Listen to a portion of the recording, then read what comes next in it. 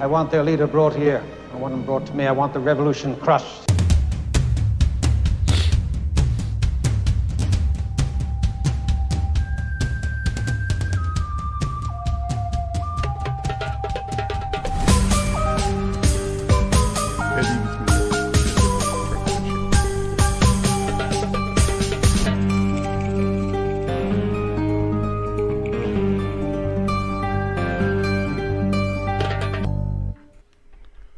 Assalamu alaikum, welcome to the show.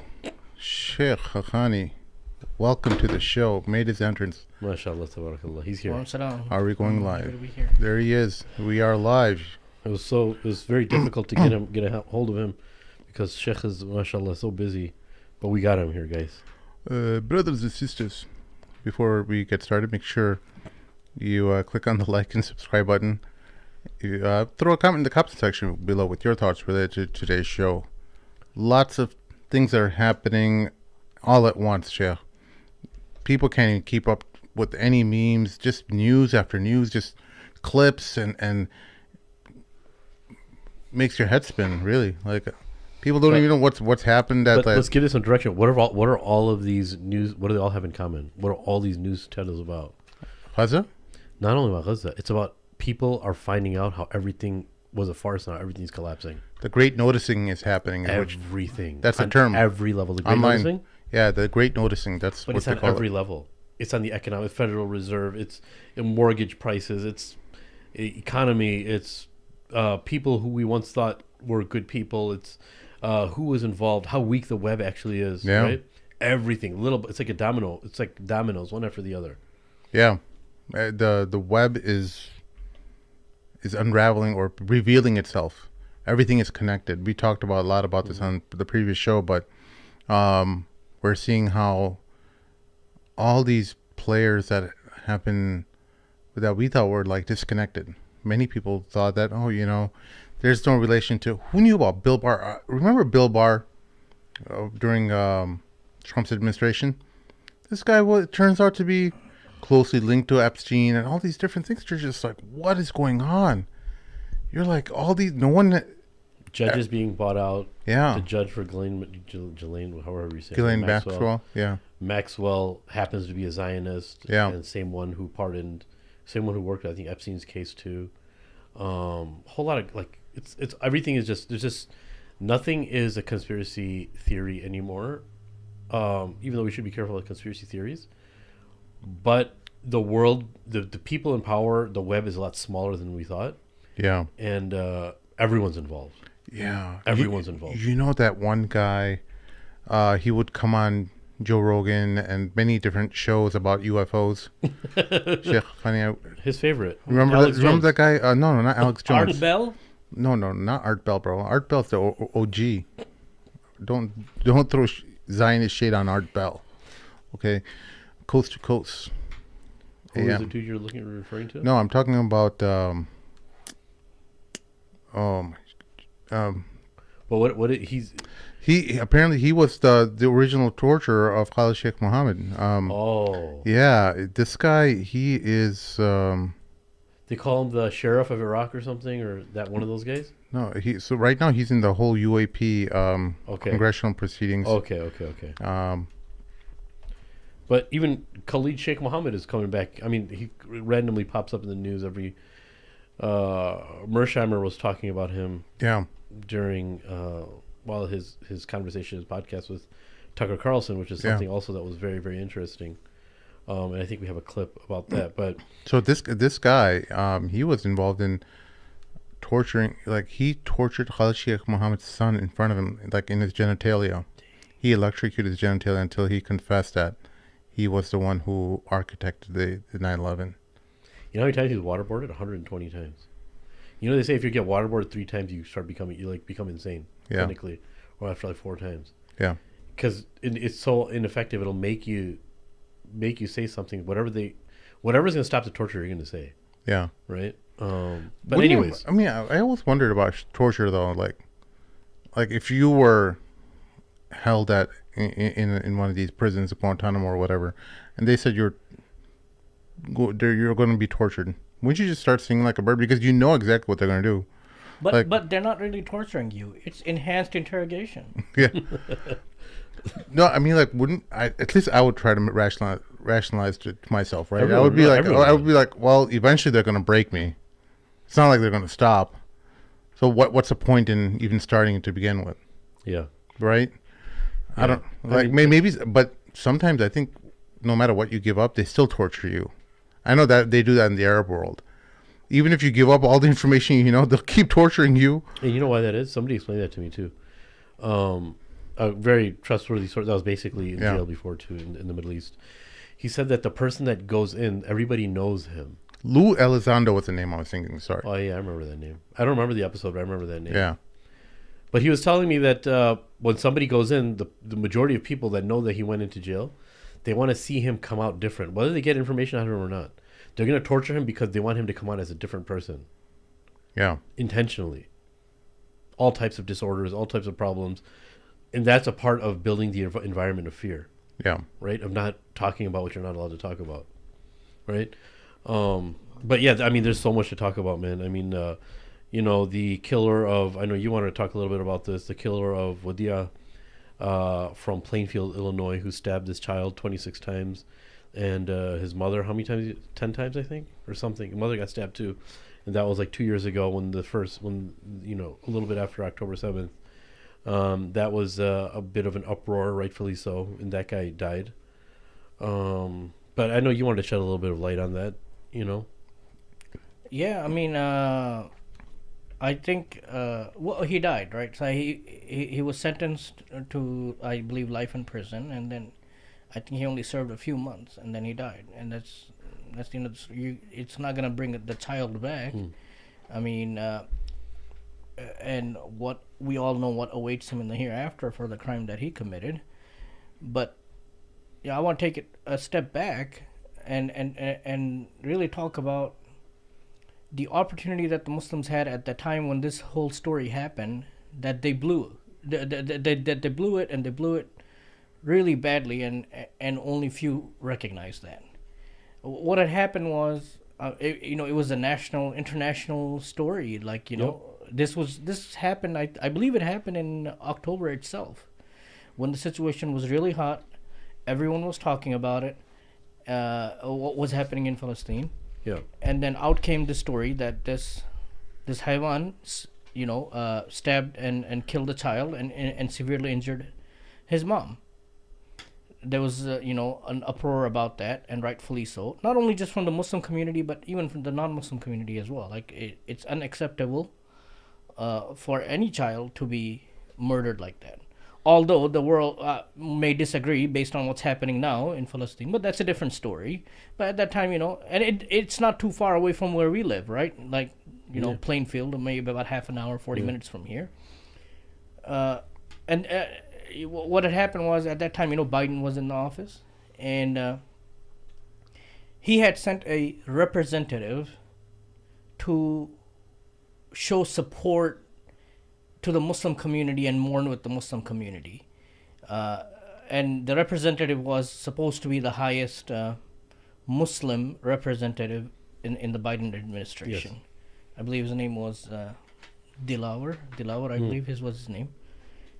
Our people, they had organized a vigil, and the entire community was there, including a huge number of non-Muslims that were there as well. Now, if there were if our people had any sort of long-term vision or some sort of political awareness, they would utilize the situation to the best of their ability. But the problem is, especially in our community, everyone wants to be a hero. Everyone wants the spotlight. Everyone wants to have their picture taken. Okay? And I believe that's exactly what happened here. Because what happened is, this guy shows up. The role the government is playing. They're the ones who are supporting them financially. They're the ones who are supplying the arm. And now they're sending someone here to cry with you about the result of their actions. That they're in what happened here locally. It didn't happen in a vacuum, right? Because the guy, the murderer, he clearly said he was impacted by what he was seeing on TV. Right? This is the guy Dilawar Sayed. Yeah, so he showed up here, And the organizers of this event, which were Muslims, local community Muslims, they, for some reason, they decided to let this guy speak at the vigil and tell us how terribly sorry and sad the administration is and all of that. Now, the non-Muslims that were attending this event, they were upset that he would be allowed to come here and talk to us about this. That's crazy. The non-Muslims. The Muslims are not. They're just happy with their picture being taken by this guy, with this guy.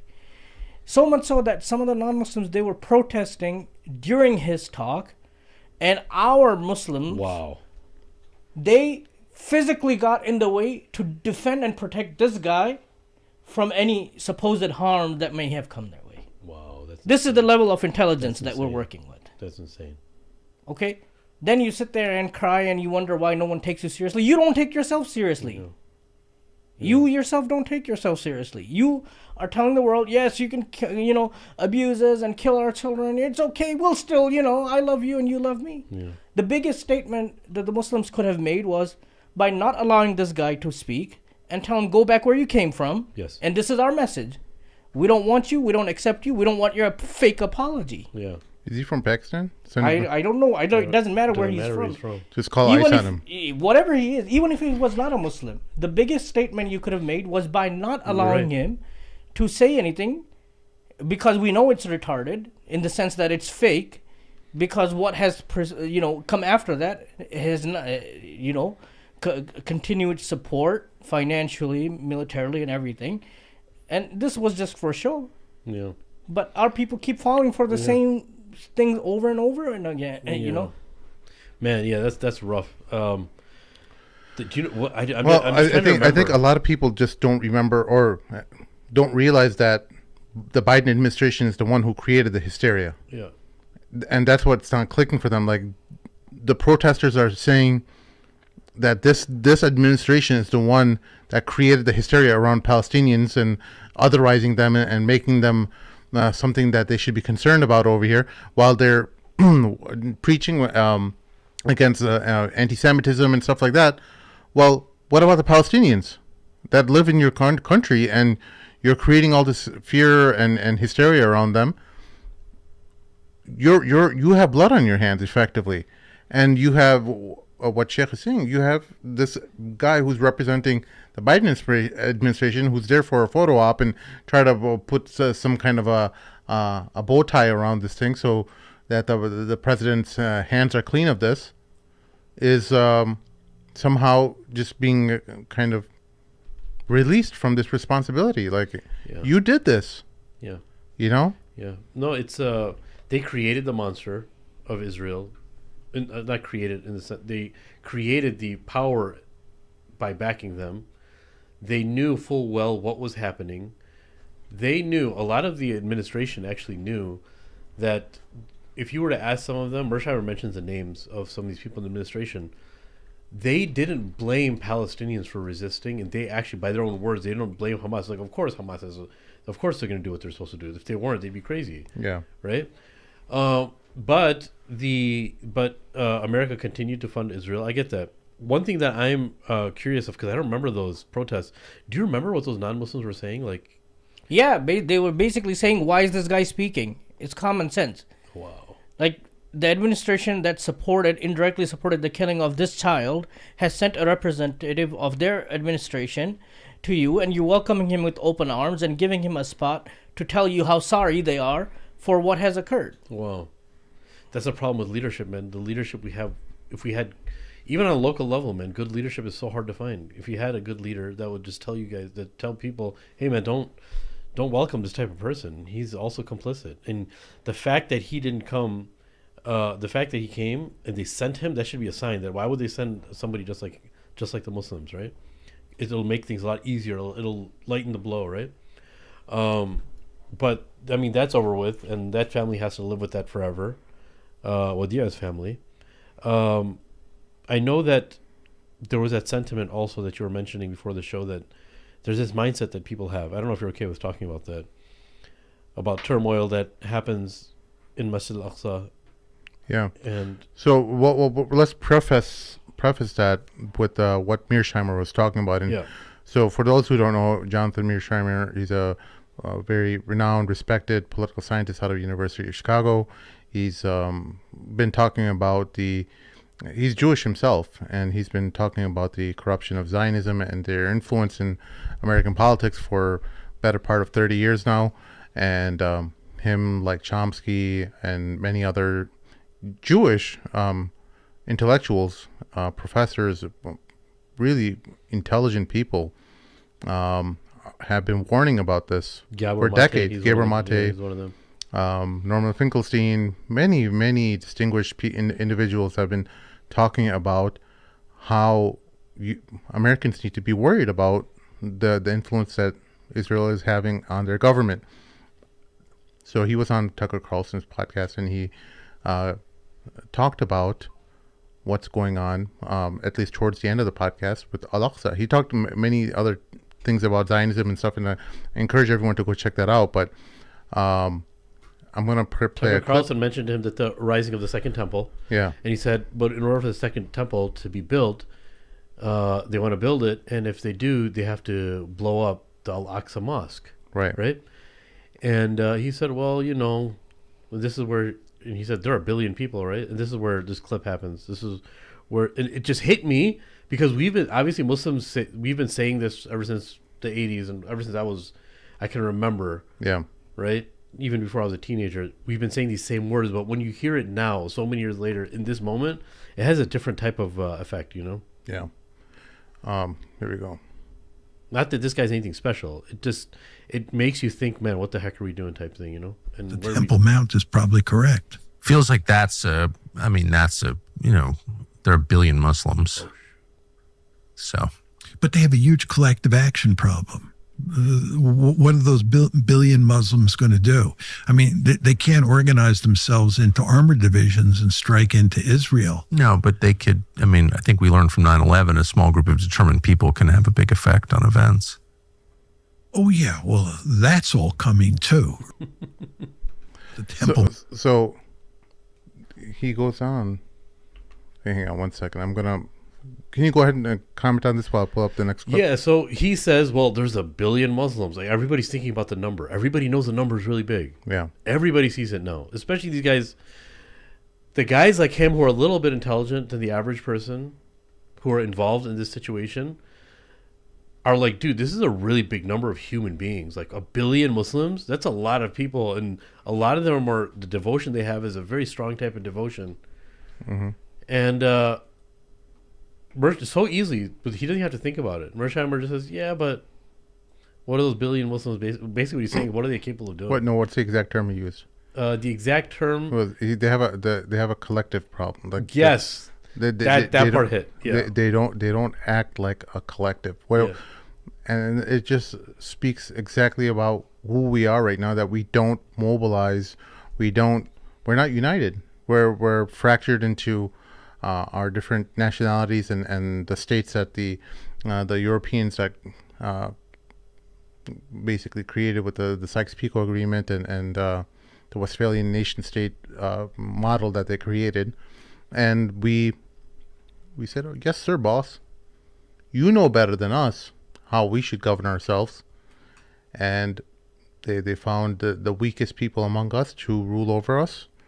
And they gave us flimsy models of allegiances that we're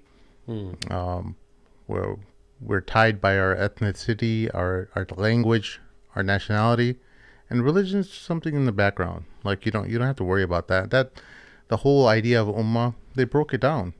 They've effectively, for all intents and purposes, there's no purpose of ummah anymore. Like when you see starvation in Gaza the way you are, everyone is seeing it all around, every corner from Morocco to Indonesia, and you're seeing the inability for Muslim governments not to send an airplane. Forget about armies anymore. We've given up on hope on armies anymore. Send the armies and getting involved militarily in some capacity. We don't even expect that out of you. But to just send an airplane to airdrop. Okay, Israel, you're gonna wear a peace peaceful enterprise where we're sending an airplane full of goods to Gaza. This attempt, even if you have to turn the airplane back around, you can't attempt that. Yeah, that's crazy. But UAE made a big move in the past 24 hours. Like, they sent the Israeli ambassador back. Oh, Did you know that? wow. But not for because what's happening in Palestine. That doesn't matter. Oh, what was it for then? For what reason? You had me excited for there for a bit. Because Shahid Bolson, you know this guy? Yeah. He would be so excited. He would be like, UAE did it. Yes. There's all these minions of his. So what happened? Why did he send him back? Because the ambassador was misbehaving in one of the bars in the UAE. Oh. It was inappropriate behavior against the Emirati culture, and Jeez. he offended them. So they sent him back, saying we don't want him here. Darn it! That's such a rich culture that we should all like feel offended about him. Officially, 60,000 official figures. We all know the official figure. The reality on the ground is much higher than that. But let's take the official figure. 60,000 people have been killed. Hundreds of thousands of people are, on the brink of starvation. Thousands of children are starving, literally starving to death. But we don't care about that. Bar, decorum in the bar was more important. Yes. So Dude, they've this taken is some so action. sad. I feel like we're like a Lala circus land. I right mean, now. I'm being sarcastic, but like, Yeah, that's crazy. what else can you like? This is La La Land, bro. I don't believe this. This simulation. I mean, I think the fact that he said that just brought back a whole bunch of memories and a whole bunch of childhood memories of people saying that, I remember hearing that when I was like 9 years old. I think it was Siraj Wahaj when I was like 8 years old, talking about the sleeping giant. Yeah. And this and that. And like all of those echoes just came back when he said that. And it's as if he had so much confidence in the weakness of Muslims. Yeah. The confidence was like, he was exuding confidence, bro, like at such a high level. It's like, oh, yeah, I mean, what billion? I mean, they're not connected at all. They have no connection. Yeah. But he's wrong. Actually, this picture is even worse than that. The Muslim population in the world today is close to 2 billion, not a billion. That's actually true. We're actually about 1.8 to 1.9 billion. Yeah. Okay, so the picture is even worse than what he's saying. Okay. Here we go. So This vivendi with the United States, but I don't think that's going to happen. What happens on the Temple Mount, do you think? So there's the second temple was obviously built on the mount in Jerusalem.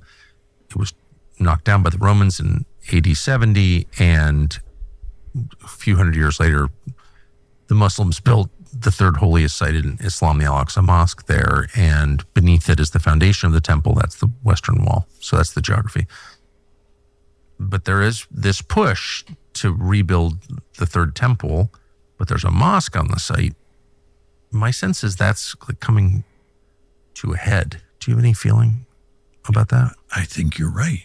I think the further right Israel moves, or the more hawkish it becomes, the more likely it is that will come to a head. There's no question. So we just have to pause it just because of YouTube rules. While you're live streaming, you can't have videos playing for too long. So basically, is that even confirmed that the Muslims built it on the exact site that the original Temple of Solomon was created? Because I remember reading that there was ambiguity and that it's not even confirmed that the original Temple of Solomon was in that exact location. It might be from a distance. Yeah, I don't think it's exact. Wallahu alam. I'd have to look into that and see if that's even been confirmed. But let's go back to the clip.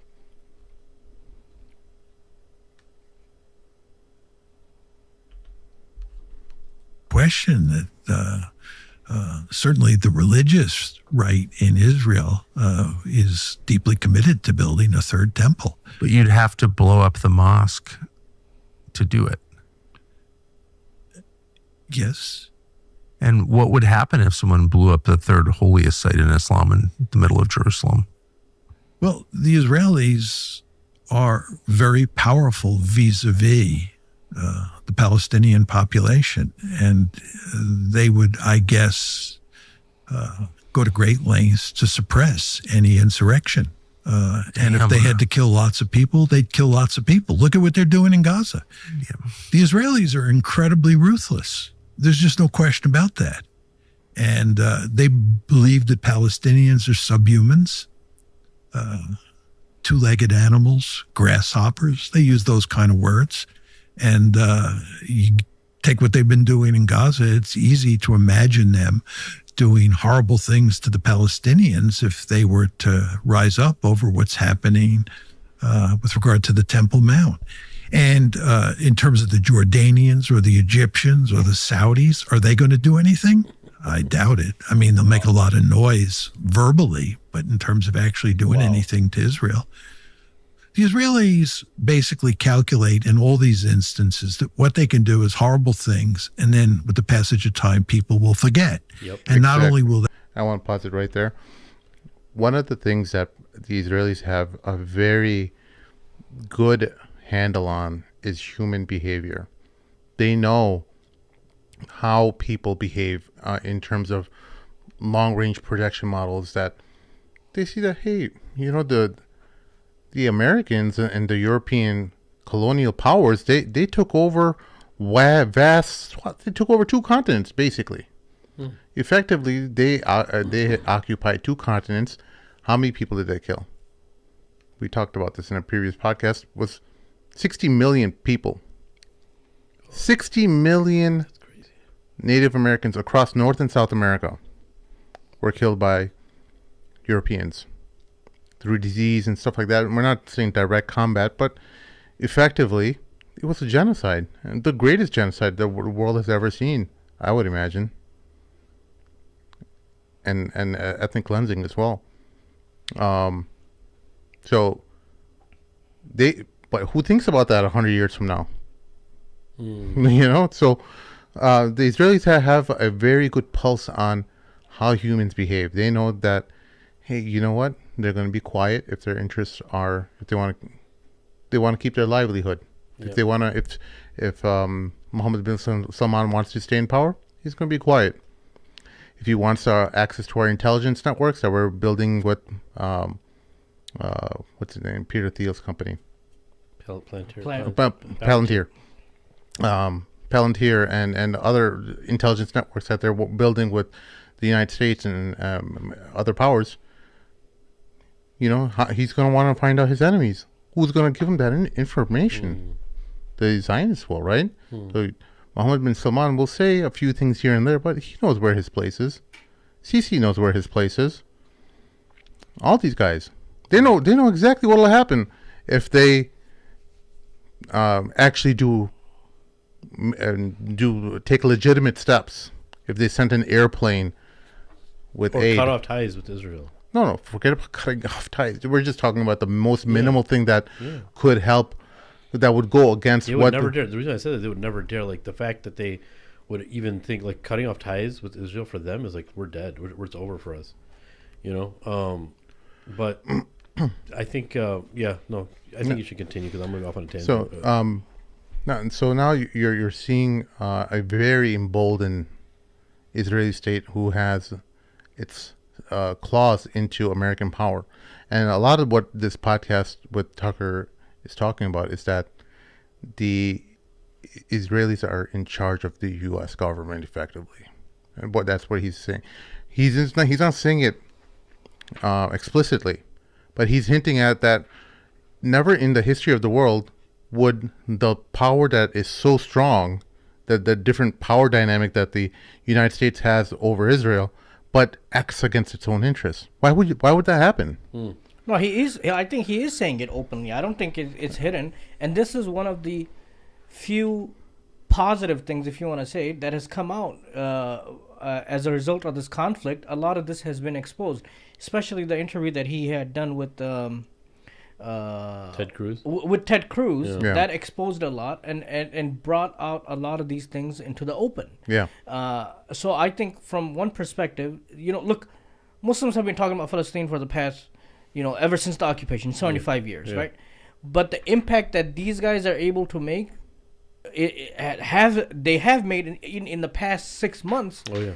is so much more than what the Muslims have been able to do. Yeah. And I think the longer this goes on, people are going to realize, what's happening, because now it's their own people talking about this. Yeah. Like yesterday, the Republican party's one of the stars in the Republican parties, one who is known for her pretty much racism and extremism, she's been saying all along, why are we sending billions to another country? What happened to the promise of America first?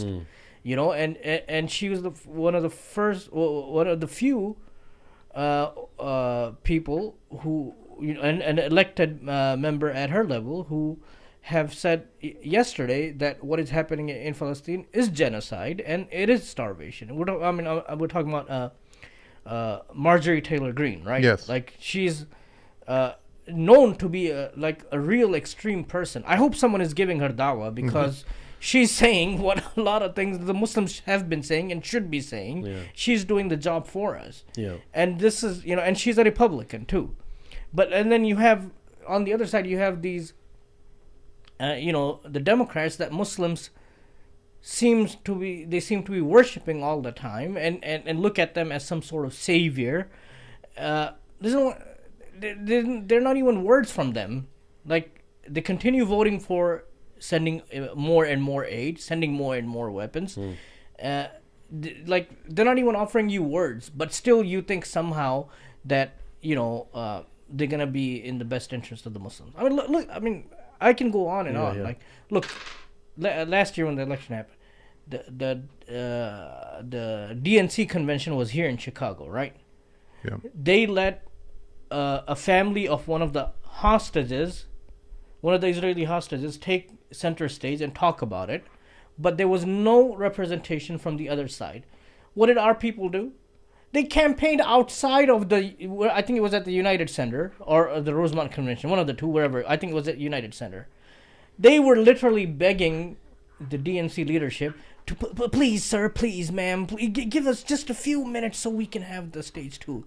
And there were some people who campaigned outside in the street the entire night. They were waiting to get some sort of response from them. They didn't even give them some bones like you would to a dog, so the dog would go away. Yeah. You don't want to feed the dog, just give it some bones so at least stop bothering. They refuse to even talk to them. Yeah. This is where we're at. Yeah. So let's get back to this.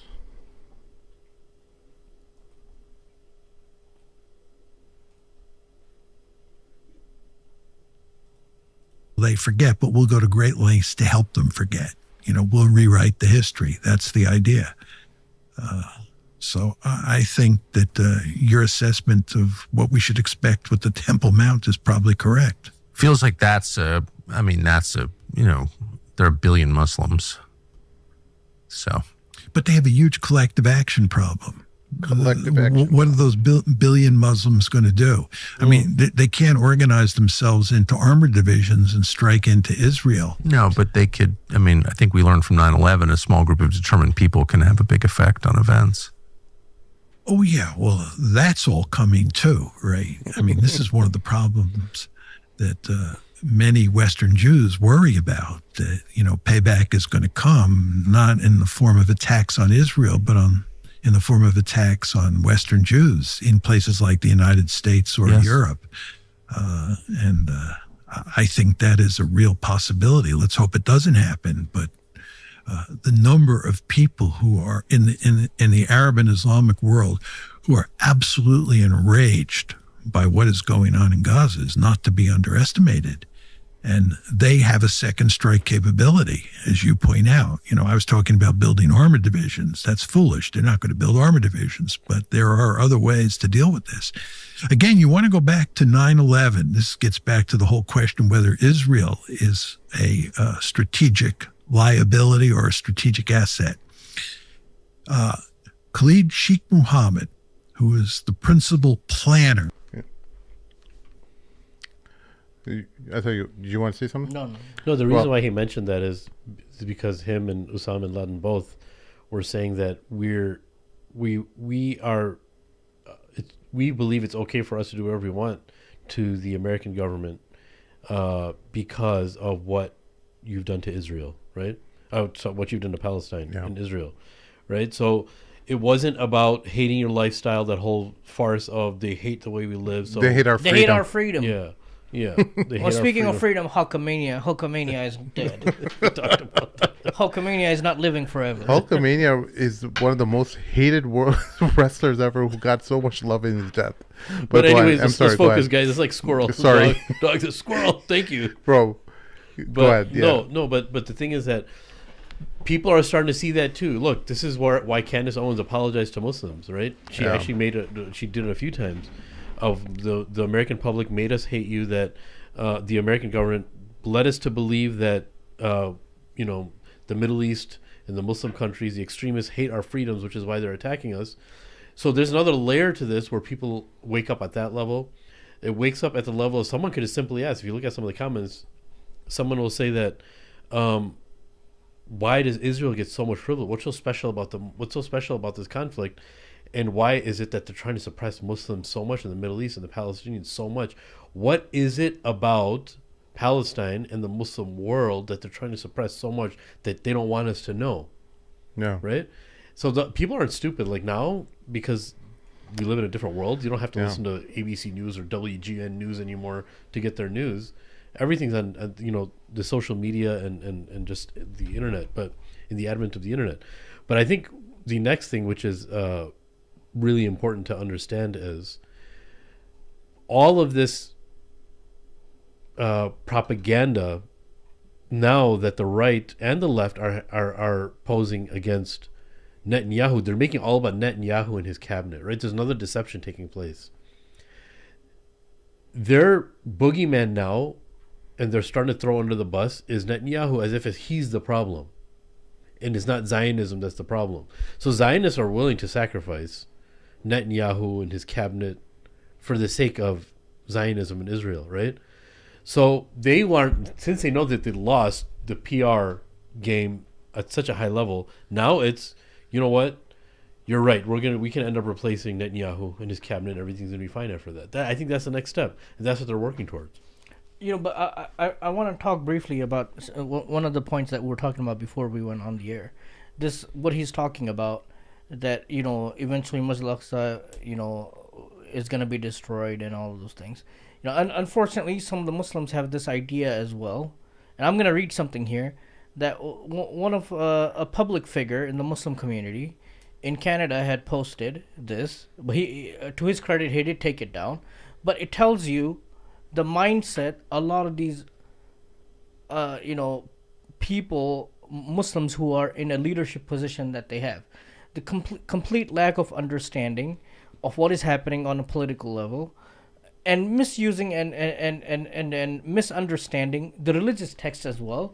And the result of that is misleading the community and basically giving no hope to the Muslim community and having them do no action at all. I'm gonna read what this person had posted, and part of the reason why, because the priorities of Muslims is not, yes, they'll go out and protest. Look, the many Muslims, I don't know if anyone who's not upset about what is happening in Palestine, right? Any sincere Muslim, a majority of the world is upset. But as far as they'll go out and protest and all of that.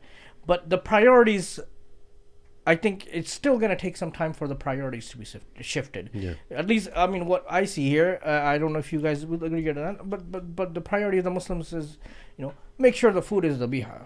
It needs to be hand slaughtered, dhabiha, certified by your favorite, meat certifier. Cannot be the competitor, because they're not right. Only they're right. This is what our priorities. I'm telling you, for example. A few months ago, there's a person who had taken the Shahada in a local masjid, and every time something like that happens, the people come and meet and greet the person and welcome him to Islam. Even though after that they don't want anything to do with that person, but that's a different story. They come and meet and all. This person literally is telling him, the guy became Muslim 2 minutes ago. from tomorrow onwards, make sure no pork, brother, okay? And only zabiha halal, okay? Hand slaughter. He's showing him into hand slaughter. This guy became Muslim 2 minutes ago. But this is our priority, right? But look at this. This is what this person had posted. The conflict in Palestine will eventually end with the domination of the Israeli community, followed by the ushering in of Dajjal, and ending with Isa alayhi salam slaying him and his followers. This is the forecast our beloved Prophet sallallahu alaihi wasallam has given. Until then, Palestine will never be liberated and innocent lives will be lost. Okay, don't do anything then. It's called fatalism. Just Fatalistic, sit back and relax. You know, Isa alayhi salam is going to come in and eventually he's going to liberate it. Continue on with your normal lives. There's no need to go out for you to protest. There's no need for you to donate. It's destined that that child is going to die of starvation. Why do you need to help him? Yeah. This is the mindset. This is the message that you're giving. No, and look, I'm so glad you brought that up. Look, one thing that we have to realize that we learn as children is everything that we see in evil in this world, someone had succumbed to the waswas of shaitan, right? All of these ideas to make people sit idle and to not do anything for Muslims, not do whatever it is to worship Allah. The satanic wisdom, if you want to say, did waswas to these people. Like, oh, I got a great idea. Let me just tell people it's up until Dajjal. Because there's other Muslims that say, I haven't personally ever heard anyone say this. I remember during the Bosnian War, Muslims were like, oh, it's because their iman is weak. That's why this is happening. They drink beer, they drink alcohol, so Allah's punishing them. Like that, I remember we dealt with that crap too, right? But at this point, when the whole world is focusing, non-Muslims have enough sense to not say that, bro. And this dude is saying, this person, you know, Allah guide us and him and all of us, that until then, you know, nothing's going to happen much to Al-Aqsa. That, you know, like you said, everyone's going to die and whatever. What that teaches people is that, hey, what am I doing dua about anyway? Like, what ends up happening to somebody who's enlightened is that they see all these du'as, like, wait, it's going to happen anyway. And look at the waswas shaitan does. No, this is Allah's decision. Why are they constantly wasting all this time doing dua about Palestine when this is Allah's decision, right? It's an evil, it's a satanic way of thinking, which is why we have to be extremely careful. I'm glad the brother took that down. But what this does to people is, because sacrifice is very difficult, is this idea seems really awesome to them. Hey, it's Allah's decision. Dajjal is... Yeah, and Isa alayhi salam, it's going to be solved. I mean, yeah, just focus on yourself. You know, like, pray your 5 prayers, eat your zabiha, make sure certified. Make sure you go into the back of the kitchen and bully these people to see if they're certified. That's your amr bil ma'ruf and nahy. But amr bil ma'ruf and nahy anil munkar is whether it's a Muslim or non-Muslim. It doesn't matter. Whether Allah decides whatever He decides. The test is even greater. If Allah tells you this is going to happen, Allah's going to ask you, what did you do even though I told you this was going to happen? Did you encourage the good and forbid the evil? Or you just sit on your jowls and be like, oh yeah, let Isa alayhi salam take care of it? What a privileged situation to be in. There's an end of time hadith that about waking up as a Muslim and going to sleep as a disbeliever. And so why even do that? Why do anything? Why do dawah? Because you know what, by the time you go to sleep, you're going to be a disbeliever anyway. It's part of the end of times. We're in the this. Same logic. We're Akhir Zaman right now. Yeah. So why do anything? You know? It's a very dangerous line of thinking. No, Allah subhanahu wa ta'ala, look, you brought up a good point, right? Look, Allah subhanahu wa ta'ala is going to ask you about what you did. He's not going to ask you about the result of it. He's going to ask you about what action. You saw something wrong. What did you do about it? He's not going to ask you, did you solve it or not? Yeah. Did you liberate Palestine or not? Did you solve the issue or not? He's not going to ask you. He's going to ask you, you saw what was happening. You had the ability to do this. Did you do what you're supposed to do or not? That's what you're going to be questioned about. Even if it's a good word, even if it's saying something, that's the most important thing, is to say something. Muslims don't even want to do that. That YouTuber, that lady, what's her name? Miss Rachel? No. Yeah, Miss Rachel. She's doing 500 times more than what a lot of these Muslim influencers. I hate that word influencer. Yeah. You know, people with large platforms have been doing. They've remained silent. This lady who's got everything to lose, who's not even a Muslim, she's got everything to lose. Yeah. Like, she's so moved and she's doing so much, while our people are just sitting back and relaxing and you know, continuing to act like nothing's happening. Yeah. Yeah, we got to play this because it's so inspiring that what she said. I really want people to see this. Like, go ahead and play it. Yeah. You guys, I know.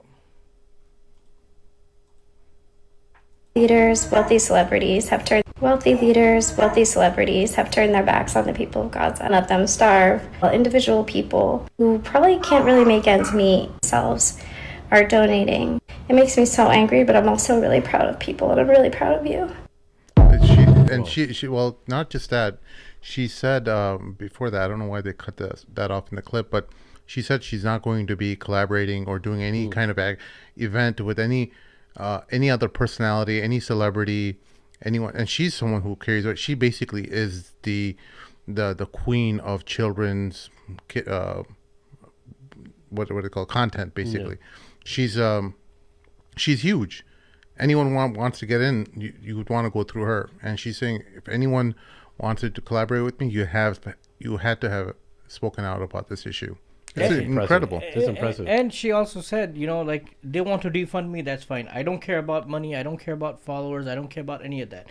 It takes a lot of courage for someone to say that. On top of that, someone who's not a Muslim to say that. Yeah. Like, I hope our people can learn some lessons. No, but it's about, look, check this out, Sheikh Omar. Allah gives us all, these are signs, right?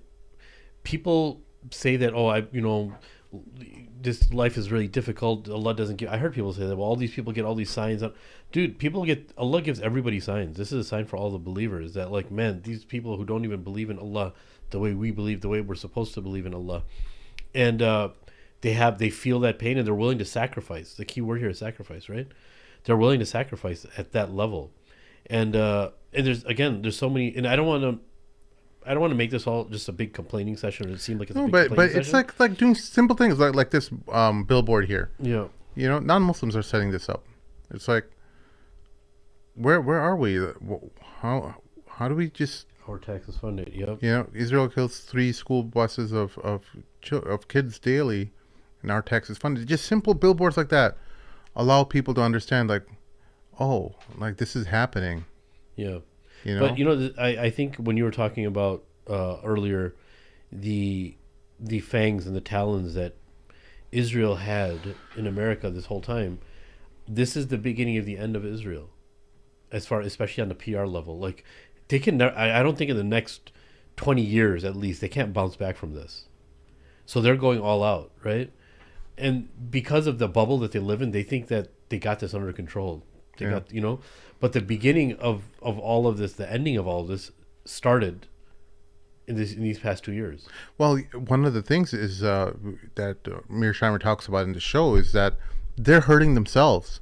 That this is the end of them, but they don't realize it. No, because they don't. We've talked about how incredibly intelligent they are and how much they've studied human behavior, blah blah blah. But what has happened to them that caused them the inability to see what their perception is in the world? The fog of arrogance. Exactly. Yep. The fog of arrogance. And how does that happen? That happens because arrogance is a delusion, is a misrepresentation, or you could say a lie about reality. You look at Shaitan, right?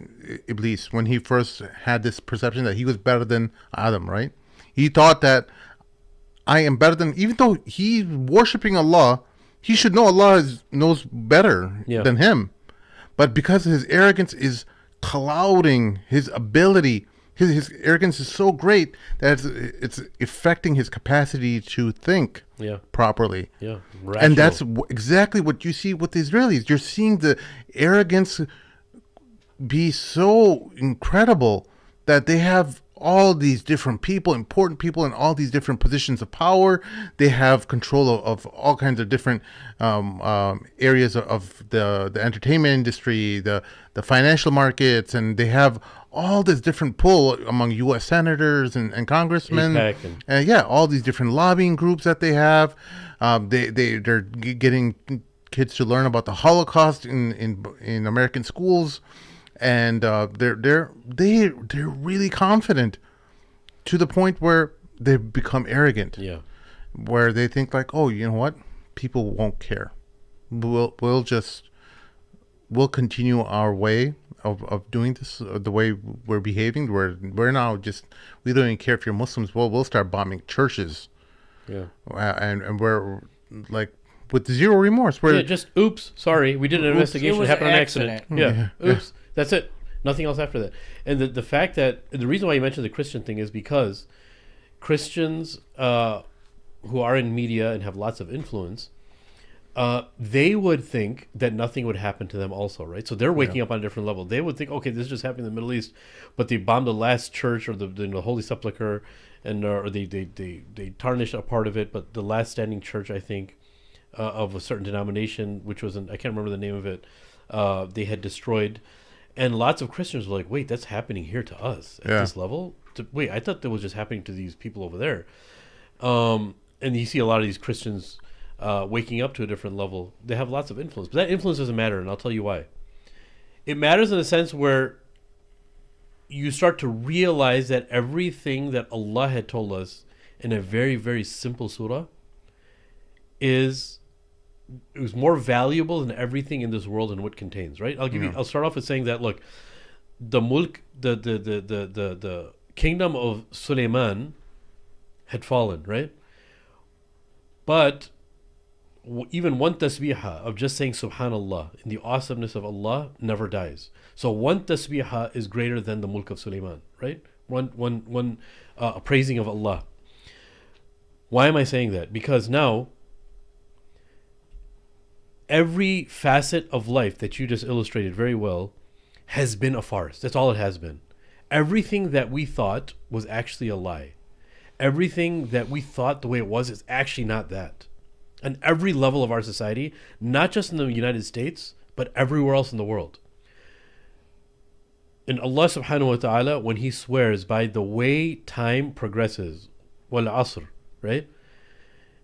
He's not swearing by time. He's talking about by the way time passes. There's lots of wisdom in that, which you find out at the end of the surah. Wal asr, innal insana lafi khusr. All of humanity is in khusr. And khusr is like loss. When Allah talks about the khasirin in the Quran, He's talking about those who are in complete loss. They have no chance, right? In the akhirah and in this dunya. So when He says that mankind that I've created, who's bound by this time, and I'm swearing an oath by it, so pay attention how important that time is. When this world is all the human beings, which are the best of my creation, are in a complete state of loss. Anything that we develop is a state of loss, right? Mini tangent here. Imagine like production that human beings have and progress is the greatest asset that we have. But the more you produce, the more waste there is. Yeah.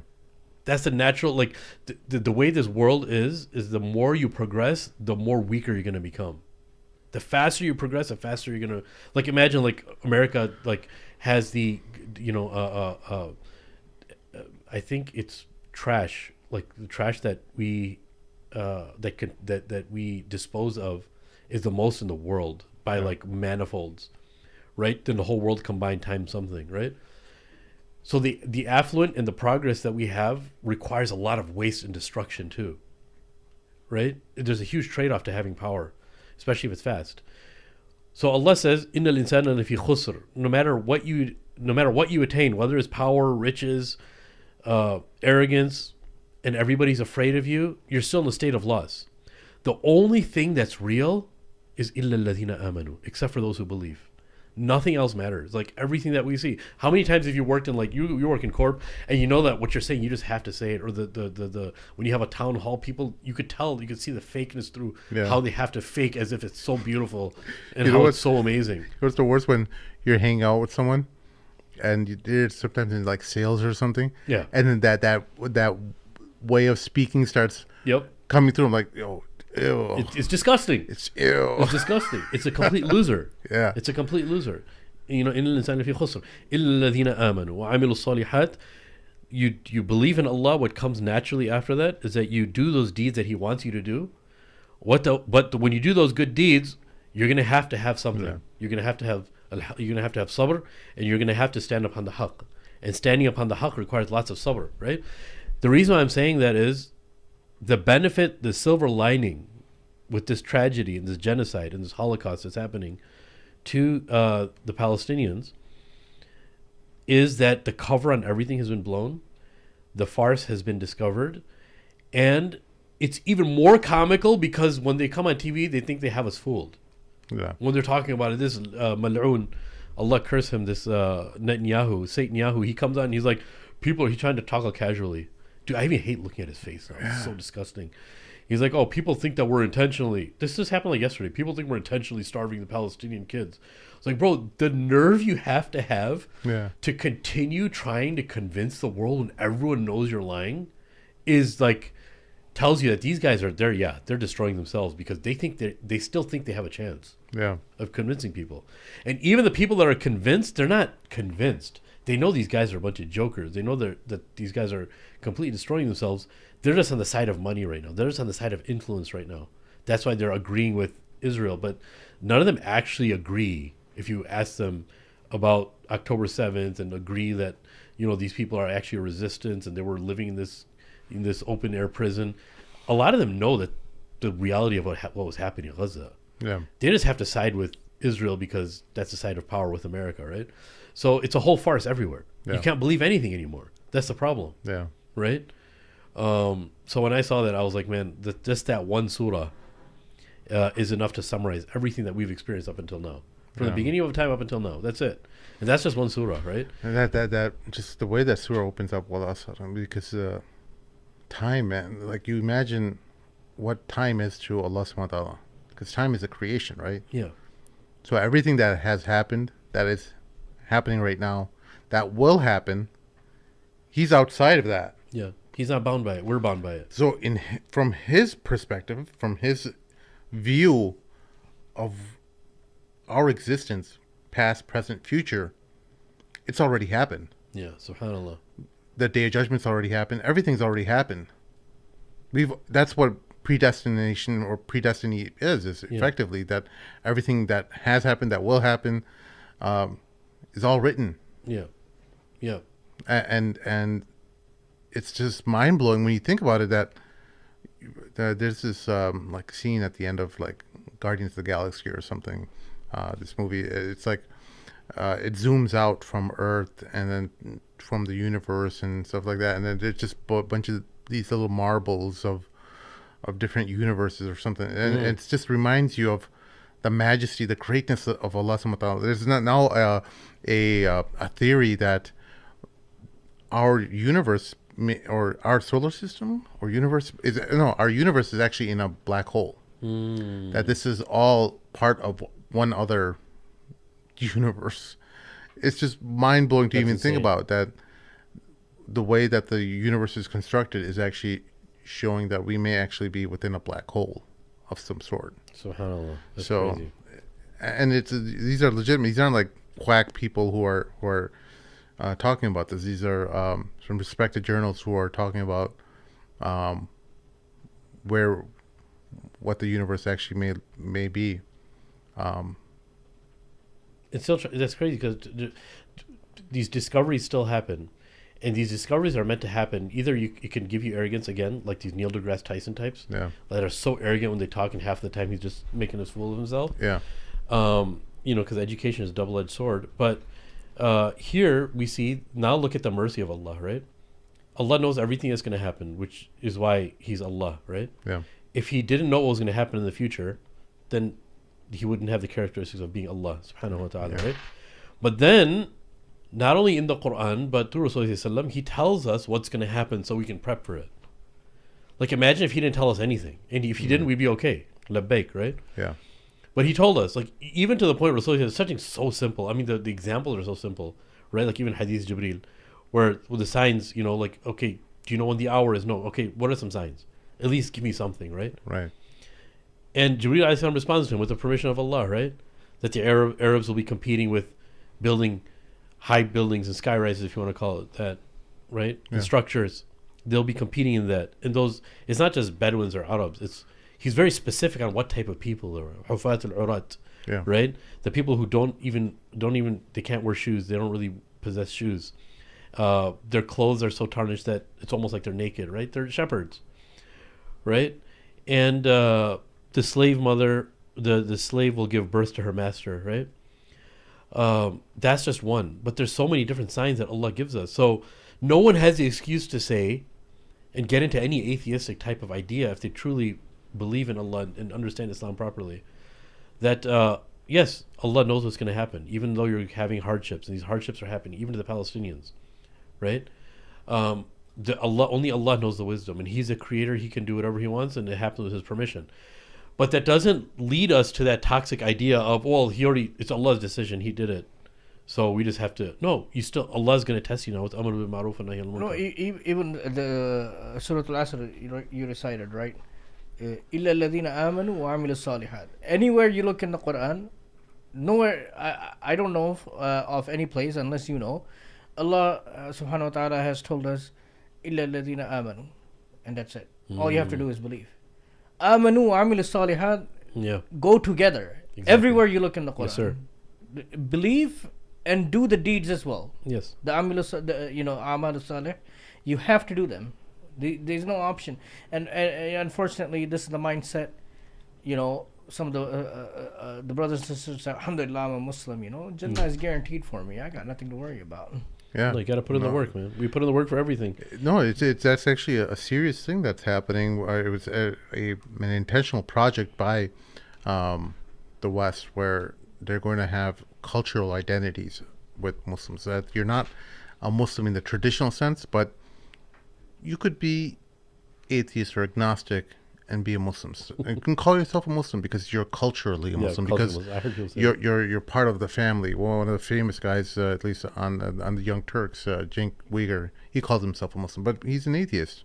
He doesn't believe in God, but he calls himself a Muslim because he ascribes himself to that culture, because his family is Turks and they all call themselves Muslims. So he calls himself a Muslim. And it doesn't have any real meaning, vertical meaning. Yeah, there's no meaning behind it, and it's a very postmodern way of thinking, because it's not grounded in anything, in any kind of reality. It's just your own truth you made up. Yeah, it doesn't really mean anything. It doesn't affect your actions or how you conduct yourself in daily life. It's just something that you're kind of placing yourself in some kind of group, and we as Muslims, we never have created these artificial groups. That and you're in, sorry to interrupt you, but you're in that group not by choice, but because your parents happen to be in that group. Exactly. It's not by choice. It's unfortunate, but you have to say, No, but it's this way of thinking when you see white children in America trying to ascribe a certain sexual identity to themselves and try to feel important because they're not part of the oppressed class. They're trying to be important. They're trying to be activists. They're trying to have significance in their life, but they don't have any significance because they're not part of any kind of protected class that receives attention and stuff. Well, you as it shows like the fundamental problem that's happening in society right now, is where they don't have any kind of grounding to anything, any kind of belief. You're just moving around. You're not pivoting from anything. You can waltz into a new category of people you want. You can ascribe yourself with whatever label you want, make yourself feel important with any kind of description you want to add to your pronouns or whatever, and that's it. That's your meaning, because that's your truth. And so it's causing like a societal collapse, I believe, where these kids have been given just a whole lot of nonsense from the left. And now the right is seeing the nonsense they've been given to. Because if you see on Twitter all the different ways that the traditional right-wing people, the people who support the administration, the Charlie Kirks of the world, they're trying to shift the discourse. And people in the comments section are like, where's the Epstein files? Yep. Where's the Epstein files? Talk about the starvation in Gaza. Those truths are like, stop deflecting. We know what you're trying to do. Everyone sees right through it. Everyone's seeing right through the farce on the left and the right. And the funny thing is, these guys think they're getting away with it. Yeah. Like, we're looking at you, like I gave you that example last week, where, like, you know your son or your one of your kids, they're like 5 years old, they did something, they stole something, they broke something. You know that they did it, even by the way just that they're acting. You don't even need the evidence, because you know them, they're your kids. And they think they have you fooled, because you're saying, really? Yeah. Really? They think that they got you. And, you know, they'll swear up and down, they'll say whatever they need to. And it's the same thing with these guys. They just seem like a bunch of children. And this is also Allah. This is from the signs of Allah, man. You just keep your eyes open. Allah shows you all of His signs. And you see that true confidence and true strength is with Allah. Nothing else. And that's why I mentioned Surah Al-Asr, man. It all lies with Allah. The only truth is Allah, Al-Haq. And whatever comes from Him, subhanahu wa ta'ala. Everything else is just a sham, dude. Yeah. You know? Everything else is a sham. One of the news items for today, there was a brief clamor, and I shared it. But people thought that the Euphrates came up with gold.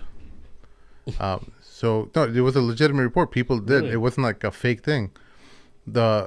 How do you find this stuff, bro? This is so cool.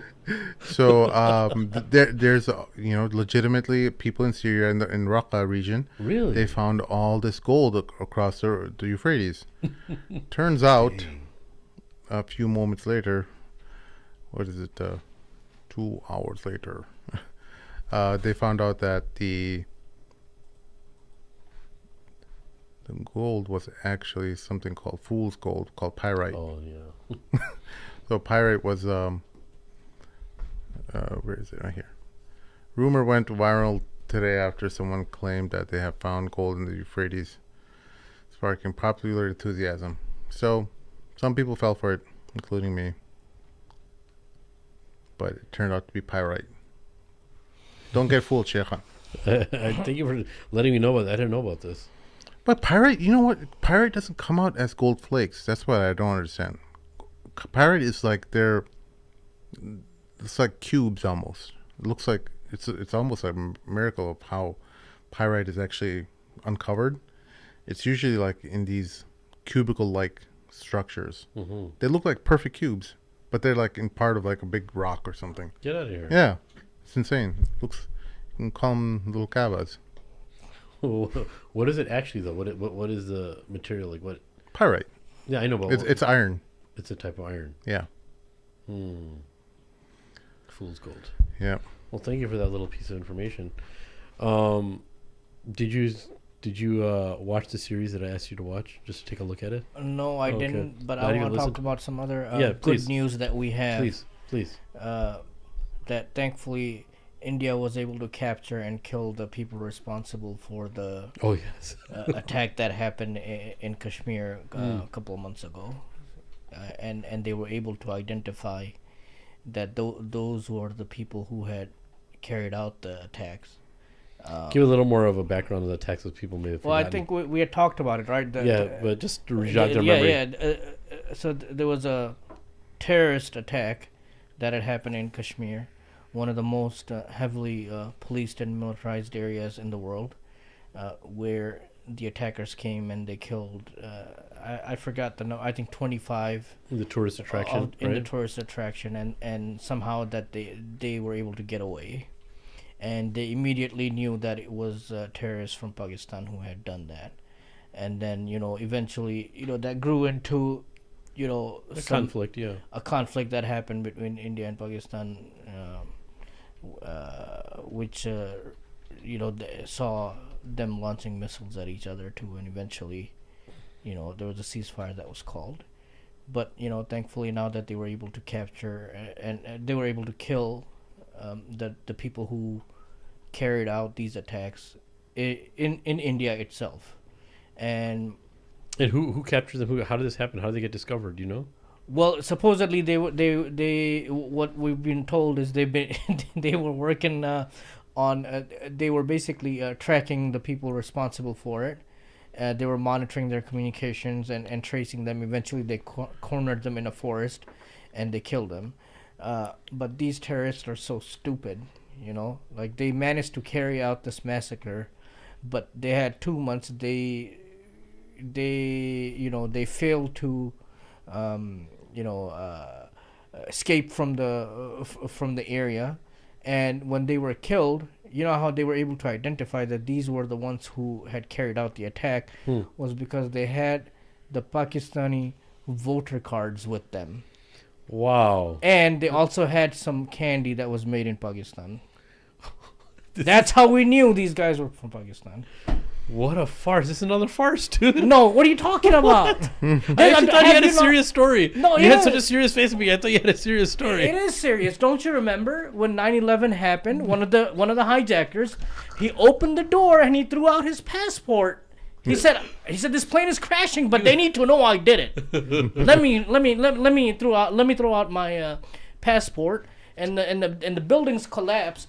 And they were burning for several months, but miraculously the passport was found within a matter of few hours, and they knew who did it. Wow, that's pretty impressive. So these guys must have learned it from them. I see. Huh? They were carrying their Pakistani voter cards with them. The candy part is the best. and candy made in Pakistan. Again, same thing. These guys think that everyone's gonna believe this. It's so stupid. And this is the official. This is the official report. There's no official report. There's nothing, bro. It's all a farce, dude. So here's what it's all a farce. The New York Times is There's saying. nothing official anymore. I don't know what the heck. Prime Minister Modi's administration has come under attack or criticism from the opposition for taking so long to track down the attackers for its handling of the clash with Pakistan, including how the escalations between the two nuclear-armed neighbors ended under pressure from President Trump. Even after India went into battle with Pakistan, accusing its neighbor of supporting militants who target India, many details about the incident remain unclear, including the exact number of attackers and their identities. There have also been questions over how much a security lapse could happen in one of the world's most militarized regions. So basically, they're under a lot of pressure. Yep. To come up with something. So they killed 3 innocent individuals, hoping to pacify public sentiment, pacify their embarrassment during the war, that they lost a number of fighter jets. They got their asses handed to them, right? It's also a diversion tactic from the suicide murder that was committed by one of the pilots of the Air India crash, which they are doing everything that they can to shift blame or distract from that. So here they go on. At the beginning of India's military action, its air force suffered setbacks. Pakistan managed to shoot down some Indian warplanes as they flew along the border before dawn, targeting what were identified as terrorist camps inside Pakistan. The downing of the jets brought back bitter memories in India of a similar incident in 2019 when Pakistan captured an Indian pilot after shooting down his jet during similar buildup of tensions. Indian officials remained largely silent about their losses as they extended their strikes to Pakistani military targets in the subsequent days of the conflict, which was marked by heavy use of drones and missiles from both sides. Satellite images showed that India had managed to inflict damage on Pakistan's military installations. So basically, they received a pretty good black eye from all this, and they weren't able to find the attackers. And they found three innocent Pakistanis that they killed, and said, "Hey, look! All of a sudden, they're all in the same hideout, hiding in the jungle with their Pakistani ID cards." Well, they need to let them know, like, "Hey guys, we came from Pakistan." This is such a joke, dude. Like, do they actually think? Do people actually believe this? Do you think people believe this news? Yeah. You actually think so? Yes. In mass. Yes. Yeah, they just wanted people dead. I don't think they. When you see the way mobs behave, you've seen it all the time in movies and stuff. That's exactly how they are. They just want blood. They don't even care if they're guilty or not. In that moment, when large groups of people are upset, they just want to see something happen. And unfortunately, it's a sad characteristic of humanity that we're like that. We just want something to be done, and it doesn't matter whether they're innocent or not. You feel like you receive justice by this. Yeah. It goes back to one of the other things that we talked about in some of our previous podcasts about, the never ending war between India and Pakistan, and this whole mindset of an entire generation, and unfortunately the generation coming up as well, that it's all about nationalism. It's all about the other side being evil and terrible and all those things. Even this the crash of Air India. It seems more and more likely that it was deliberately done by the pilot based on the evidence that has been seen so far, but they are twisting themselves in a pretzel to somehow prove that's not the case. It was not done by the pilot. It's some other reason. Here are some of the reasons that they've come up with so far. Boeing is trying to cover it up. It's the big companies that are blaming the pilots that are dead because the dead people cannot defend themselves. GE is covering it up because GE was the manufacturer of the engines. It was an engine failure, and they're trying to cover it up. But here's where it gets more interesting. We need to look into this to see if it was some sort of cyber attack that was done on that particular airline by Pakistan, which caused that crash. A cyber attack. Perpetual incitement. When their own report, the Indian government's report, indicates that the fuel switches were moved physically. I want to know what kind of cyber attack this is being done, where switches are,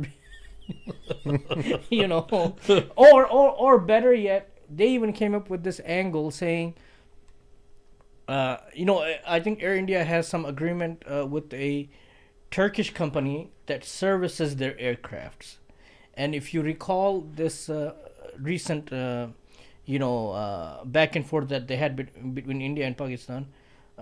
Turkey supports Pakistan, and it was backing Pakistan basically. And Indians were upset about that to the point that they were not going to go to Turkey for vacation anymore.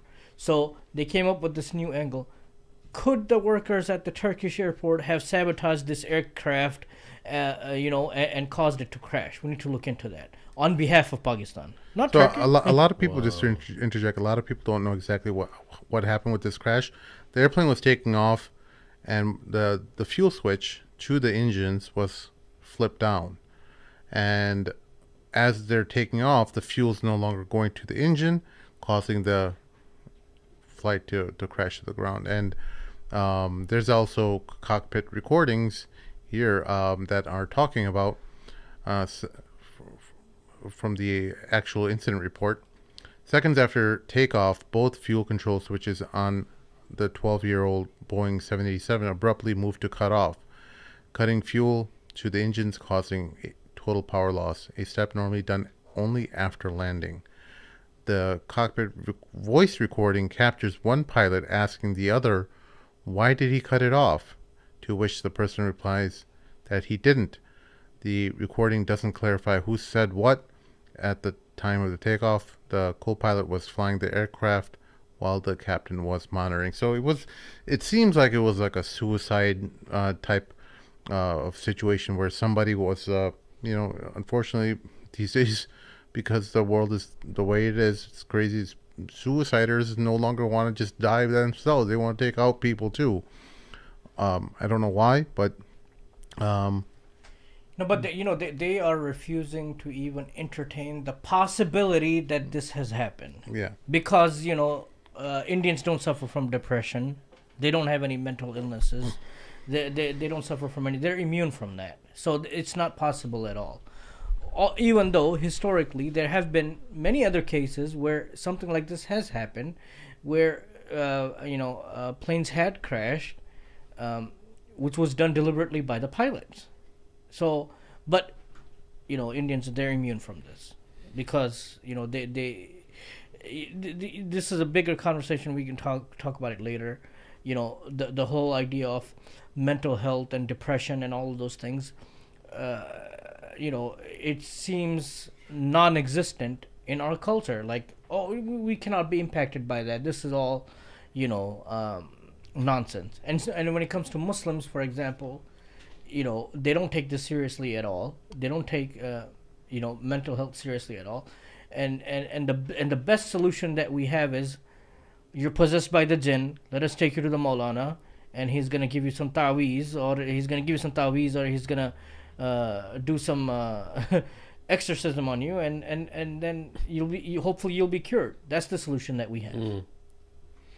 All right. So here's some of the comments from the report.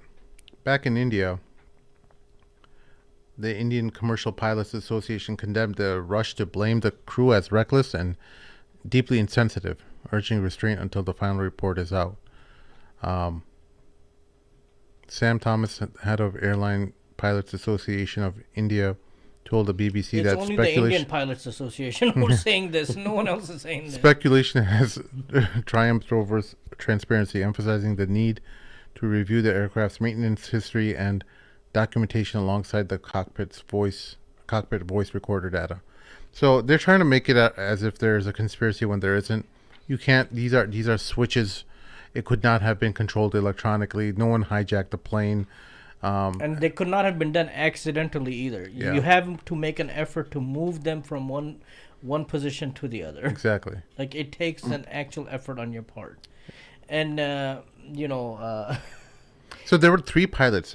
No, there were 2 pilots. So why is he talking to the other pilot, saying why did he flip the switch off? Look, this could all be to frame the other pilot as well, right? Look, the junior pilot was flying, and the senior pilot was observing it. Yeah. By all accounts of the report, it seems like the senior pilot is the one, the captain is the one who had turned it off. The junior pilot, he has no clue what's happening. Out of the corner of the eye, he saw, wait a minute, the fuel switch is being turned off. He said, "Why did you turn it off?" He said, "I didn't do it." He knows they're going to crash, so he's trying to frame the other guy or, act like nothing happened. I didn't do anything. The fact that he asked, he did, the pilot, the junior pilot, he does not ask what happened, what was that noise. He clearly saw something happening that was not supposed to happen. Hence, he asked him, "Why did you turn it off?" He didn't say, "Hey, what happened? Hey, did we just lose the power? What happened to the engines? Why did the engines cut out?" He saw an action being done, and he asked, "Why did you turn it off?" And he said, he didn't do it. People need to look. This report was published by the Indian government, by their agency who was investigating this, and they deliberately left out some of this key information. They have the cockpit voice recorder, and they have the data recorder as well. They know exactly which pilot said what. They did not release the transcript of that, even though they could have easily, and that could have clarified all of this. Yeah. And even some, I read the report. Even the way to protect the families of the pilots, is that why? Or I'd like why is the no, reason? just there are many reasons. Yeah. Right now, there are many reasons. Sometimes people want revenge, right? That's why I was thinking like maybe they may come after that pilot's family and say like, the victims of those families might want like revenge on that pilot. No, I don't think that's the reason. I think the reason is more nationalistic than anything else because of the hyper nationalism that's there, that India can do no wrong and we're better than everyone else. As you saw, I'm sure many people are seeing a lot of these videos of. They're a country who still doesn't have sewers for like they brag about their their nuclear powers, but they don't have plumbing. Like they don't have a way to transport and even newer waste. Developed areas do, but the older places don't. Yeah, I mean, but like, how do you act like you're so developed when so much of your country still has outdoor sewage systems? There's an echelon. It's just like there's a certain demographic which is very obviously affluent, and but it comes back to greed. I don't even know where to start, bro. It's just again, it's classism. But look, hold on. Look, even if you read the report, they deliberately wrote it so it can be as ambiguous as possible, but give people enough information so they can keep speculating. Even some of the words that they've used. For example, they talked about the switches, right? The official word in the report says the fuel, the switch for the fuel transitioned from on to off. What do you mean transitioned? It doesn't it doesn't transition by itself. Just say that it was done. What do you mean transition? So this is what people are talking about. It was a cyber attack would transition the switch now from run to cut off. It reminds me, sir, don't charge the gift card. Don't charge the gift card. Don't do it. So a lot of this is done. I feel it was done on purpose to leave it as ambiguous as possible, but also, not lie, because there's multiple agencies that are involved. There's Boeing that's involved. There's GE that is involved, and there's also the what is this, FAA? No, yeah, they're equivalent of it. No, the U.S. agency. What is it? Yeah, the FAA. Yeah, they're involved because it's a Boeing aircraft. Right. So they can't really lie. So let's, make it as ambiguous as possible and put the report out as this is our initial report.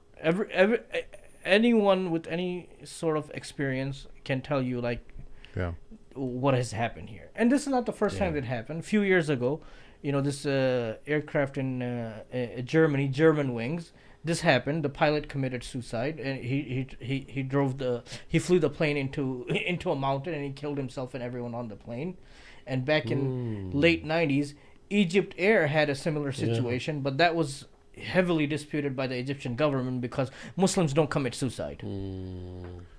Although all data indicated that it was a suicide, that the pilot, the action that was deliberately taken by the pilot, crashed the plane into the ocean.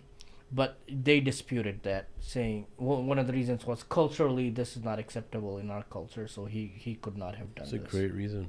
So I mean, it's not the first time this has happened, and unfortunately it's probably not the last time either. But it's better for you to admit it and then take steps in rectifying the problem and addressing the problem versus continuing to deny even the possibility of something like this happening.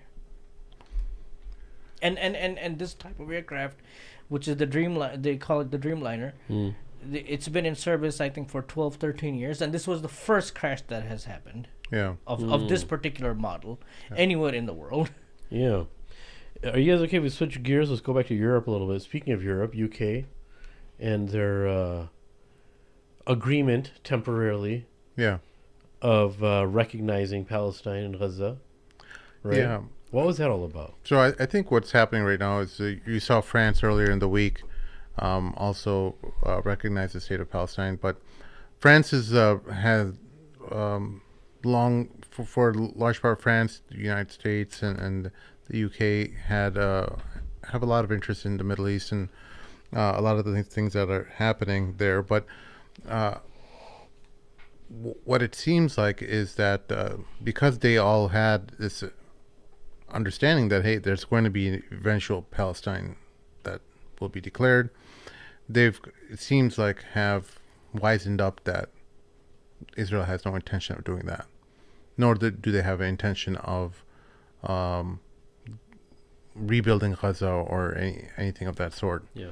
So it seems like they're in this process of washing their hands clean, trying to wash your hands clean. They're trying, and not be complicit in the genocide and ethnic cleansing of Gaza. Initially, I thought if it was just France alone doing it, and the UK wasn't involved, I thought it would be probably something that France is just doing to get their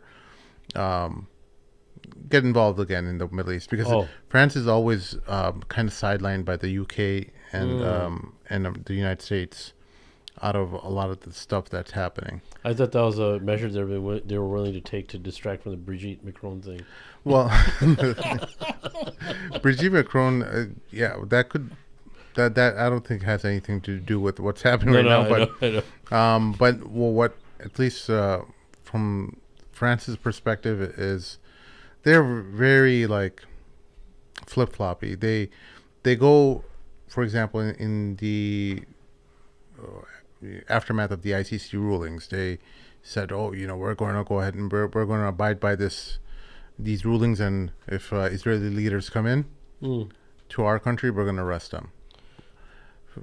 Not even a few weeks passed by, and the United States and obviously Israel got very upset about it, and they said, okay, well, we're going to include you in these new rounds of negotiations that are happening. I think it was on the Lebanon issue or something, and maybe Hezbollah and stuff. So as soon as they got back to the bargaining table, they're like, you know what? Okay, well, we won't arrest Israeli officials. So oftentimes France takes these positions as bargaining chips. They're like, oh, well, it's right there in the writing, but we can make an exception if the right things are done to make us happy, to make us feel like we're involved, that we get a piece of the pie in the Middle East. Because right now we're feeling kind of like the redheaded stepchild. Yeah, we're feeling left out. Because the bigger brothers, the UK and the United States, are getting their companies in, they're getting their investments done, and they feel left out. Yeah. So ultimately, I never think that the French or the UK actually care about the Palestinians. What they may be doing right now is just PR. They're just washing their hands clean. So since we're talking about Europe, and you mentioned that, just something, because I know a few people were talking about this. What do you think about Ireland's support? Do you think that their support for Palestine, do you think they're actually genuine? Oh, of course. They are, right? Yeah, the Irish have a long history. They've made much of what you're seeing right now related to the cutting off of food and stuff like that. The British did that to them, and they called it a famine. They called it the Great Irish Famine. There was plenty of food there. They just cordoned it off. In fact, the Ottomans had sent several ships of food to them, and to the point where they were going to fix the whole starvation problem in Ireland, but the British stopped them, saying, "Hey, you're looking bad. You're making us look bad." The Queen back then was put an end to it and said, "Hey, no more Ottoman ships can come." So Muslims have a strong appreciation in Irish society, that they came to their aid. One of their football clubs in Ireland has the Star and Crescent on them in appreciation. They remember it. Really? Yeah. I don't know that. Yeah. That's crazy. I can't remember the name. It's a long name, but one of their football clubs still they remember very clearly and very well. They have a long memory of the brutality that the English inflicted on them, and eventually forced the creation of Northern Ireland and made Northern Ireland part of the UK. And Israel also studied that too, and they've used a lot of these same tactics. Yeah. And that's a crazy thing, like, studying tactics. And India does the same thing, man, with like Modi and like Netanyahu and the cabinet, how they studied how the settlements work and how Kashmir, there's another connection right there too. That's why the Indians respect Israel, so Israelis don't really respect them that much. Yeah. But I don't know. But they take that playbook, and they try to utilize it. Yeah, one of the beautiful things about Ireland and South Africa is that these are countries who understand very well. They have very long memories, and the oppression that they experienced has a long memory. Yeah. And so no matter how much Elon Musk wants to whitewash the brutal occupation of South Africa, everyone over there knows exactly what happened. So he can play all these games all over Twitter that, they're playing this song called "Kill the Boer."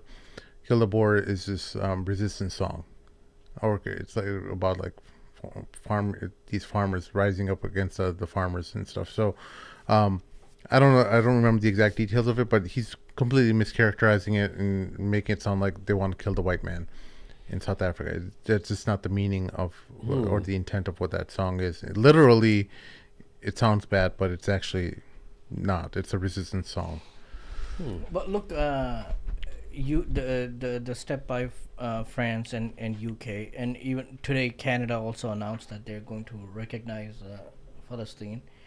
I think practically there's not a whole lot that's happening, but I think politically it is a major shift, because their closest ally, like they've done so terrible that these major allies of them are saying that we're gonna recognize Palestine. But if you think about it, how stupid this thing is, how embarrassing even the statement is by the UK. This is what they said, right? They said that they're going to recognize for the state of Palestine, not saying what the state is, or there's no details, okay? But we're going to recognize in September. So we're giving you time from now until September to continue doing what you're doing, okay? But you still have a chance for us to stop recognizing of this state of Palestine if you do the following: take substantive steps to end the appalling situation in Gaza, agree to a ceasefire, commit to a long-term sustainable peace. Just make the commitment. You don't have to do anything. Just make the commitment. Just like how you make the niyyah for a certain number of days you have to go somewhere, and that's it. Sustainable peace, reviving the prospect of a two-state solution. Reviving the prospect. That's all you got to do. Revive the prospect of a two-state solution. Allow the UN to restart the supply of aid. And make clear that there will be no annexation in the West Bank. If they agree to this, we're not going to recognize Palestine anymore. Yeah. So evil. I mean, it's such an empty threat, bro. But look at this. I mean, if you look at the whole situation, I came into your house. I kicked you out of your house. I'm occupying your house now. Okay?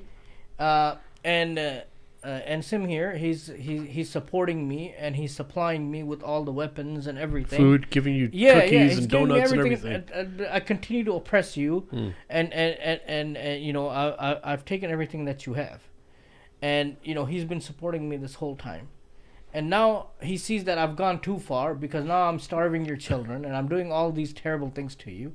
He tells me that, listen, he's gonna recognize you now if I don't stop harming you more than what I've already done. Okay? If I stop this, then he's going to stop recognizing you. Even though you are the owner of the house. I kicked you out of your own house. I kicked you out of your own land.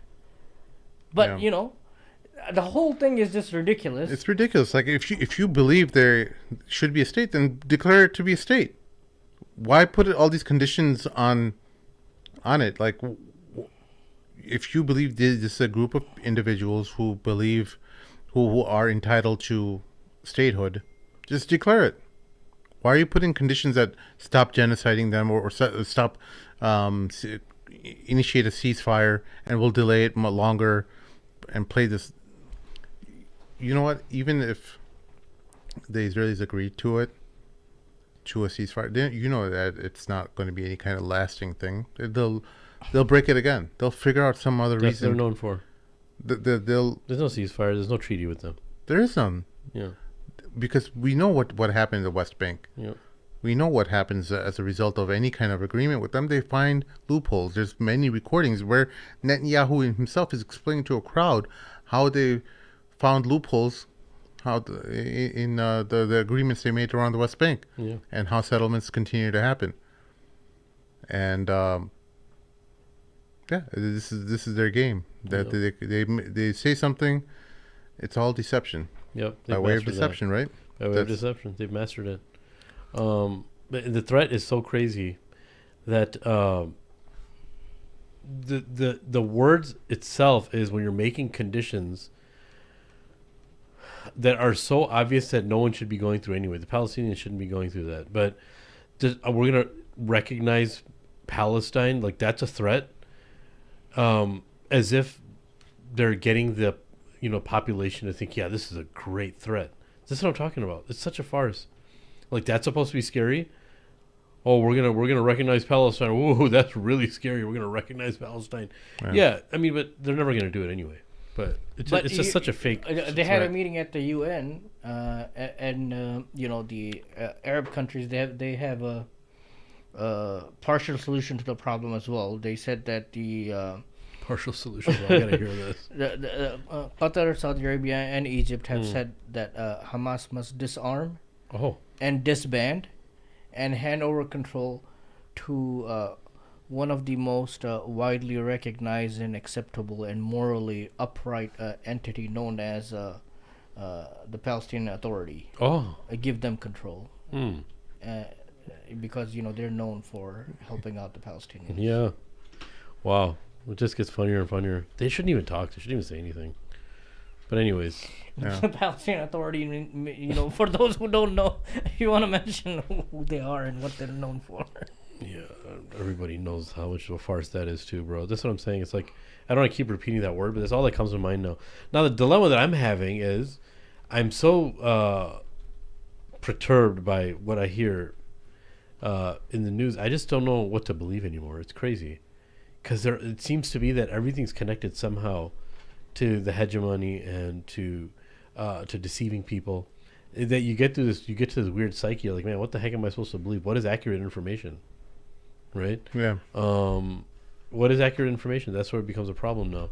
The only people you can trust is obviously people who are Muslims and people who are on the ground, and they know that, meaning that the Zionists and a lot of the far right from America that support them openly, they know that. So anytime you give them numbers, and those are Hamas numbers. These are Hamas numbers. Remember This is Hamas news. The starvation thing? Yeah. So apparently the New York Times ran a story with claiming the starvation stuff that was happening, and they gave a picture of a baby that apparently, or a child that had some form of muscular dystrophy. Oh, this story, yes. So I'm like, okay, of all the pictures you could find, that's the one picture. There's starvation happening everywhere. Later, they recanted the story, saying that there is that picture was of a child that had muscular dystrophy. Why? It begs. To me, it's like almost like a psychological mind game you're playing. So you were doing your journalistic responsibility by reporting on this, but now you're recanting the story, saying, sorry, that wasn't actually a starving child. That was a child with muscular dystrophy. So what's exactly happening? Because you recanted the story. Yeah. So is starvation happening or not? This is what the reader is left with.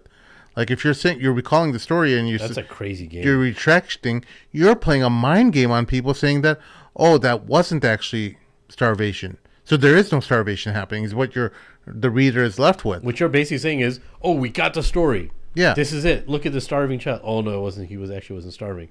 So then the reader will be like, oh, okay, there's nothing yet. Right. So that's sick, bro. Oh, this moron, congressman. I think he's a congressman. Randy Fine. Yeah, Randy Fine. He used that and he posted that. He said, "Look, there's no starvation that is happening." I mean, this guy is such a demon. I mean, what I want to say, I cannot say. Okay, say it. That even APAC, they distance themselves from this guy. It's like this guy is giving us a bad name and a bad rep. Imagine APAC distancing themselves from a candidate they supported, that they endorsed, and it is one of their own, and saying this guy is too extreme even for us. What grounds did disown him? Do you remember what it was? Here's what he said. I have it here. Release the hostages. If anyone that's not starving, there's a picture. Until then, starve away. This is all a lie away. It amazes me that the media continues to. So, also another one here. There is no suffering adequate for these animals. Made the streets of Gaza overflow with blood. This is the kind of craziness this guy's. So he's not a congressman. He said what? He's a congressman. He's a congressman. Yeah, he's Florida, Florida's 9th district, I believe. Congressman over there, and supported. Like he could be part of the reason of the famine. Florida, on the other hand, Zionists in Florida is insane, bro. He's a flotilla right there. We're not supposed to be body shaming. Come on. But dude, come on. There's a certain point where you can start body shaming when you're that. It's not acceptable. Even fat people make fun of him, bro. He's large. He's not fat. Big bones. Plus size. That's a triple plus size. Anyway, yeah. So Randy Fine has a competitor against him who's going to be running in Congress, who's pledged not to take any support from Israel or any kind of foreign lobby. I'm trying to think of his name. Well, I'll pull it up in a second. But Sheikh, do you have any closing thoughts before you?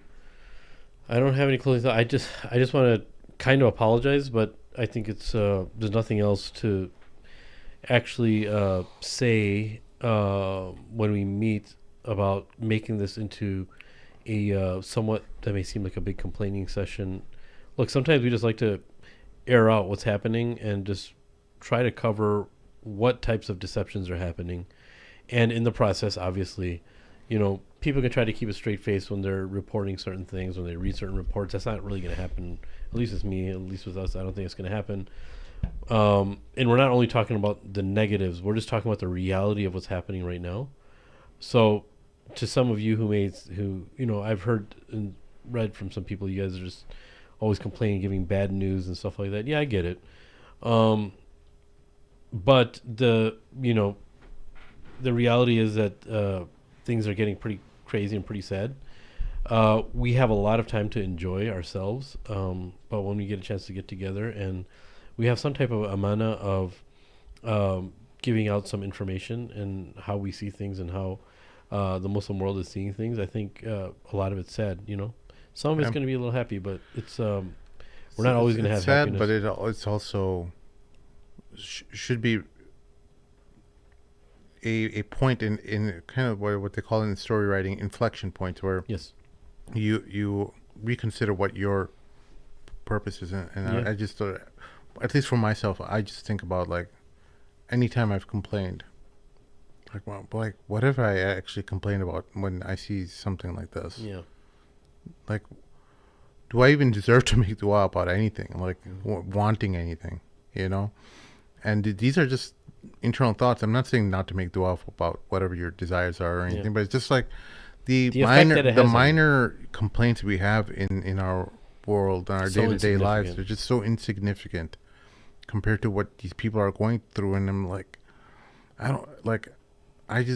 whenever I make dua now, I'm just starting off with making dua for Gaza first, yeah, so that they I don't, like, nothing I have compares to what they're going yeah, through. yeah, And I just think about that. Maybe, and if nothing else, maybe you don't have a voice online. Maybe you don't have a social media presence, and you can't even throw a like on someone's pro-Palestine post. Maybe you can just do that. Just Yeah. make them the priority in your dua. yeah. And don't be afraid. That's one thing I notice is people that want to tell their kids, but we shouldn't tell them too much because they might say something in public and they might get in trouble and stuff like that. Yeah. And there's legitimate reasons for There is people not. definitely legitimate reasons. No, there's legitimate reasons. What I'm saying is that there's people who are incarcerated right now, Yes. who are listening to our show, Yeah. and they don't have a social media presence. They're not Yeah. allowed to, and maybe their way of making supporting Palestine is just making dua, starting off their dua for them before themselves, Yeah, and that in itself is insane. yeah. Considering the situation they're in, Yeah, man. Great observation. By the way, that congressman was